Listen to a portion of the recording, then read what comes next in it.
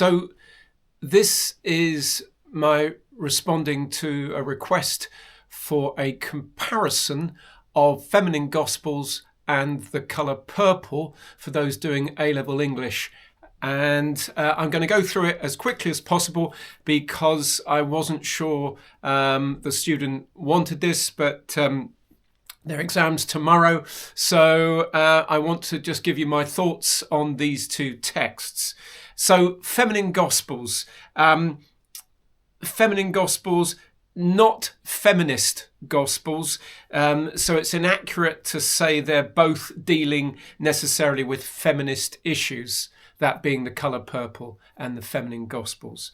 Colour purple deals with the black female perspective of growing up in post-slavery USA, whereas the feminine gospels deals with existing in a male-dominated society in the UK from the 1950s onwards.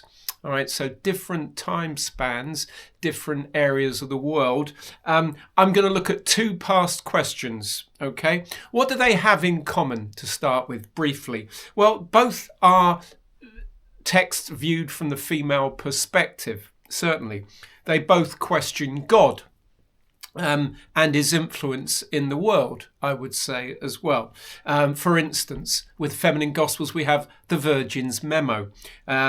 And Seeley in the colour purple on, I think, page 176 in her conversation with Shug, where it's whether God is a he or a she or an it. This is obviously pantheism being brought to the fore. But the Virgin's Memo in Feminine Gospels is a humorous look at a female perspective on what to leave out in the world. And of course, she is ignored. So we have all this list of things which we don't really like because she wasn't listened to. So it's the Virgin's Memo, as in the Virgin Mary. Okay, so there's two things in common. Feminine Gospels, it's called the Gospels. Obviously a religious suggestion there, that here is a form of truth, but maybe partly based in myth or metaphor. So feminine gospels, okay, it's like a word of truth, but there's an element of conjecture or mythical status about it, okay. Five things to remember with Carol Ann Duffy, okay, 5 things to remember, and this can connect the poems together. If you're talking about Carol Ann Duffy's poems, you can use these to help you with a kind of segue into the next poem. All right, these are the things they tend to have in common. There's usually metamorphosis occurring within the poem, okay? Some form of metamorphosis, a change. You start very accessibly, that's another one. There's always an accessible start, i.e. easy to understand, and then this sudden leap into a metamorphosis of some kind of abstract view of things. You'll always notice it in the first few stanzas is accessible, then it metamorphoses into something else. Asyndetic listing is another thing. Carol Ann Duffy likes to list things asyndetically, comma, comma, comma, and demotic language, or sort of more formal words put in common parlance. So you find the C word in there, you find swear words suddenly thrown in, words which are regularly used in common everyday speech are suddenly thrown in, and it makes it once again very accessible to the readership. Internal rhyme. Carol Ann Duffy doesn't seem to follow, formal rhyme structures very often, but what you get is an internal rhyme. So it seems to be sort of like almost by accident, but I'm sure it isn't. So it's this internal rhyme. So to recap, okay, it's an acronym, MADI, M-A-A-D-I, okay, metamorphosis, asyndetic listing, an accessible start, demotic language, and internal rhyme. Okay, those are the 5 things I would always hang my hat on pointing out with Carol Ann Duffy, connecting the poems. With Alice Walker's Colour Purple, it's an epistolary, a story told in letters, obviously, and the African American vernacular throughout, the AAVE, the African American vernacular. It's told in that vernacular style the whole way through. Okay, so those are the kind of conventions of those texts. Okay, so let's look at one question: opposing ideas and values. This was a question a couple of years back. So what would we say about opposing ideas and values? Well, with Colour Purple, we've got the man's view of life, that women do the housework, and this is of course in opposition to the sisterhood, the sisterhood who come together to really offer mutual support to each other in the face of such brutal violence, to be honest. Also with Colour Purple, opposing ideas and values. Well, religion. Don't forget the ever-present guilt of Celie in terms of what she feels is sinning. What she thinks is incest, and of course her bisexuality. And of course.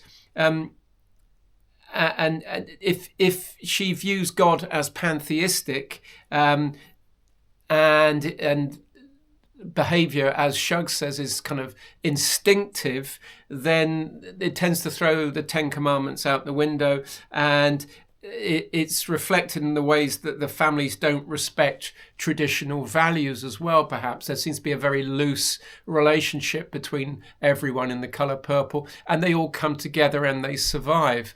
And there seems to be a mutual understanding between each other at the end. There's no kind of, with Celie and Shug, that they have a different religious outlook to the kind of standard Christian viewpoint which has been sort of put upon them. When we see this also happening, of course, in Africa, when Nettie goes out to work as a missionary with Samuel and Corinne, and they're in opposition with the views of the Alinka tribe. Now, with Duffy, you get white writing in a similar vein. If we're talking about sexuality or gender, we got with white writing, we've got speaking of a gay relationship in terms of it being written at a time when gay marriage was not respected or legalized. Now it is, and it talks about making one's own rules. Though, of course, Celie's circumstances in the Colour Purple are far more closed and lacking freedom than Duffy's perspective in white writing, you could say. But white writing's a good one to use. I'm not going to go into specific quotes at this stage because there isn't really enough time. I'm going to have to leave you to do that, okay? But opposing ideas in Colour Purple, and another one, Miss Millie is convinced that she's helping when she suggests Sophia's children be her maids, or when she takes Sophia out of prison as a result of the convict release scheme and has her as an unpaid home help, which was, of course, slavery in another form.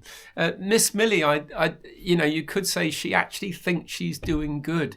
And, of course, this is an opposing idea or value to what's actually happening. And certainly in opposition to the black community. Okay. The Alinka tribe I've already mentioned, with Nettie and Corinne having conflicting ideas on religion. The leader of the Alinkas actually thinking they will just turn up, get ill and die. That's what missionaries do. And then they will go on worshipping the roof leaf because that's their god. Now, Nettie had no idea about this. She had no idea the Alinka had a religion. She thought she was bringing them Christianity to help them out. And of course, we don't need that. Thank you very much. There's no racial theme in the feminine gospels, but the discrimination between men and women is examined in Tall, where she reveals how difficult it is to be a successful woman. You become isolated, described by the metaphor of being above everything.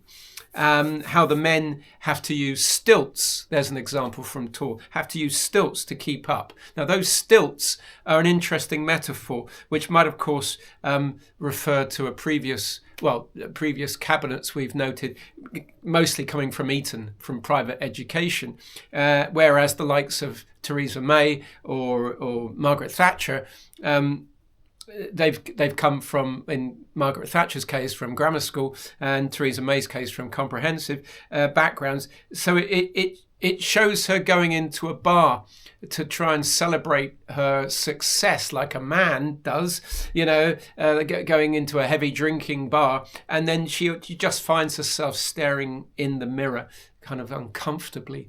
It's very difficult, it seems, to be a successful woman. One becomes tall, as in isolated and almost above the clouds, and expected to be some kind of prophet. Tall is one of my favourite poems, and it really looks at the conflicting idea of being a successful woman in what is essentially still a man's world. Okay. Conflicting ideas with Duffy, though. Further, well, with Map Woman, I wouldn't say it's conflicting, it's the need to escape and change. The Woman Who Shopped is about consumerism, really. Beautiful. Maybe with beautiful, we got the mythical treatment of beauty, Helen of Troy, Cleopatra, and then it's brought up to date with Marilyn Monroe and Princess Diana, and also somehow mythical, and how the media or popular celebration of their beauty becomes somehow the means with which they meet their end, with which they die. So it's like a double-edged sword. The media or the population, raise these people up because of their beauty and then shut them down because of their beauty. And it's not really an attack, I would say, necessarily on male treatment of that beauty, but how the world treats it. Now you could make that a conflicting idea, okay? It's the way that beauty is what in some ways a positive, an attractive thing to have, and at the same time it's also something that can actually bring you down. The Laughter of Stafford Girls High, another one, girls being taught in the 1960s to learn by rote. R-O-T-E, by rote. So alphabetical listing of rivers and leaders and poets. So there's no real application of that learning. They're just being taught to learn things for the sake of learning them, it seems. The entire system being usurped by the outbreak of laughter. And that laughter is anarchic. Duffy seems to be suggesting that such institutions are limiting what people, in this case teachers, really want to do. And yet the opposing idea here is that this is how girls should be educated. They should be made to learn things off by heart. One presumes before getting married and bringing up a family. Such was the 1960s view. And this is what Carol Ann Duffy is bringing to the fore, I think. But it's a conflicting view, isn't it? Okay.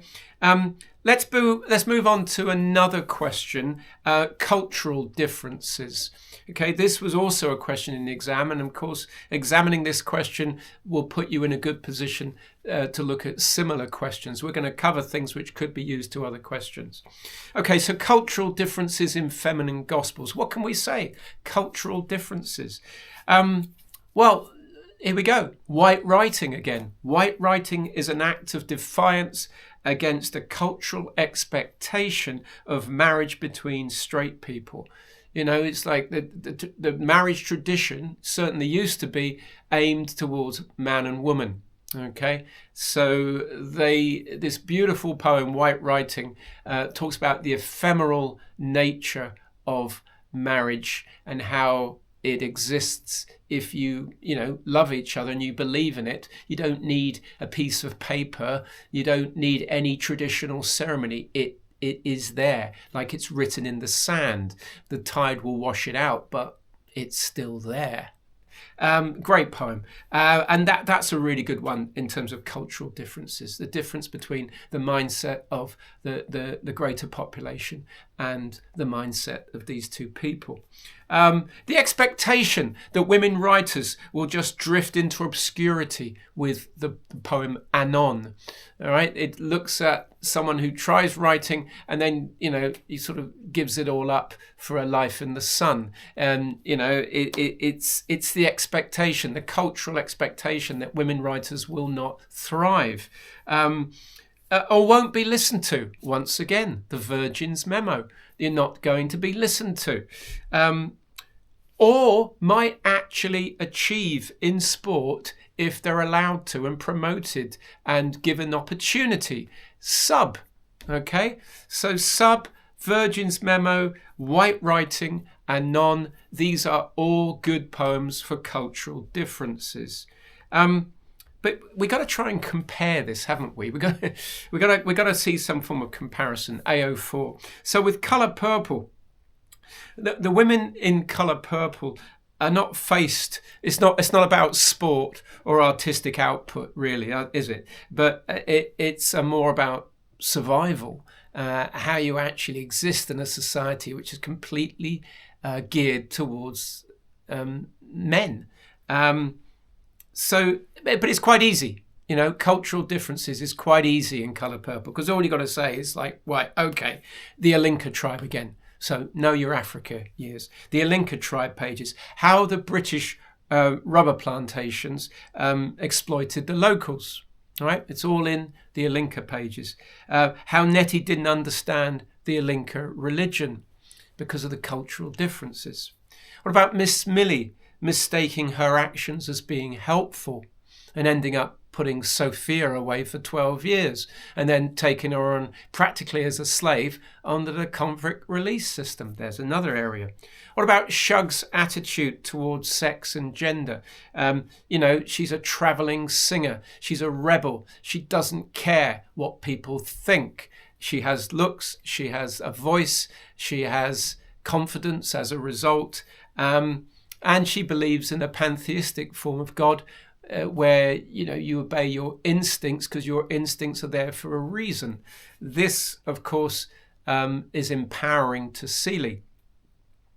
So there's another one. Subtle ones. What about Jareen and Darlene later on in the book? Very small little piece where Jareen and Darlene bring up Seeley's use of the African American vernacular, the AVE, and consider it necessary for someone in a position of, middle class businesswoman, which is what Seeley is becoming here, to have a kind of a much more what might consider properly spoken,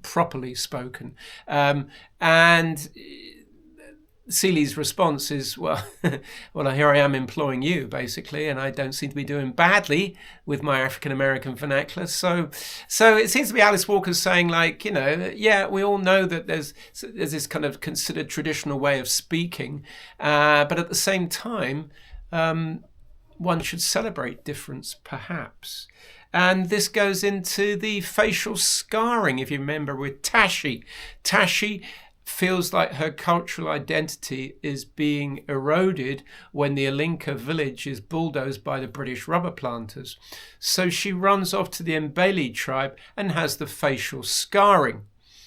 She thinks Adam won't accept this. Her boyfriend, Adam, won't accept this. But of course, Adam finds out, goes across the Mbele and has the scarring done himself as an act of support. So cultural differences here, this is something which is obviously very much intrinsic to African culture here. And Alice Walker seems to be saying, one should celebrate these differences and understand the reason why certain practices take place. That does not obviously extend to female genital mutilation, which is something which she's dead against. But so there we go. That's me looking at two major questions: cultural differences and opposing ideas and values. I hope that's been of some use. That's me rabbiting on for 20 minutes. Good luck in the English A level. Thank you.